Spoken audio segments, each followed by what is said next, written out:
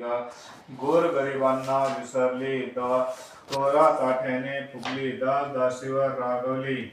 एकदा काय झाले, देवीच्याही मनात आले, राणीला आपण भेटावे, मागच्या जन्मीची आठवण द्यावी, ओळखते की नाही हे बघावे. राणी राजवाड्यात सुखाने राहत होती. राजाही कौतुक करी तिचे लाड पूर्वी. त्या दोघांना पुढे 7 पुत्र आणि 1 कन्या झाली.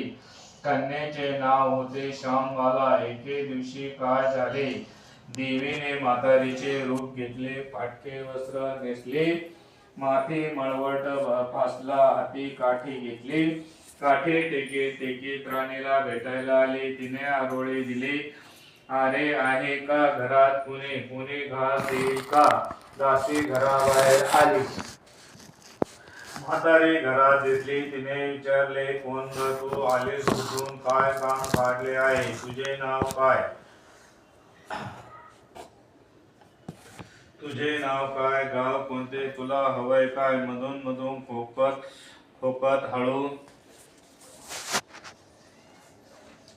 हळू आवाजात म्हातारी सांगू लागली, माझे नाव कमला, द्वारकेहून आले ग, राणीला भेटायचंय. कुठं आहे ग राणी. दासी म्हणाली, राणी साहेब महालात आहे, सख्यांशी गप्पा मारताय, त्यांना सांगितले तर माझ्यावर रागवतील. तुला ग त्या कशा भेटणार. तुझा हा अवतार, तुला पाहून माझ्यावर ओरडतील, उणे दुने बोलतील.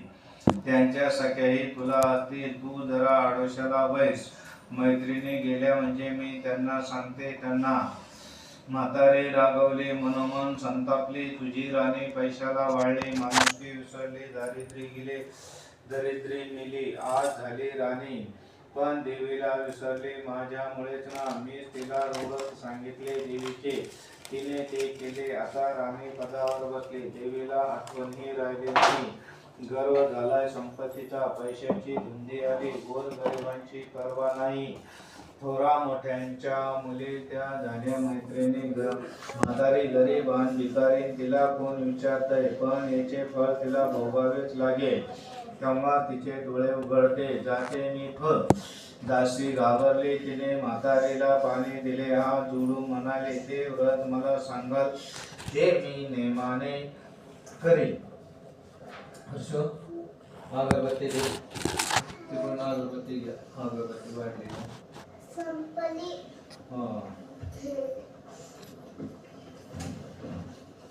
जोरात वाजव जरा.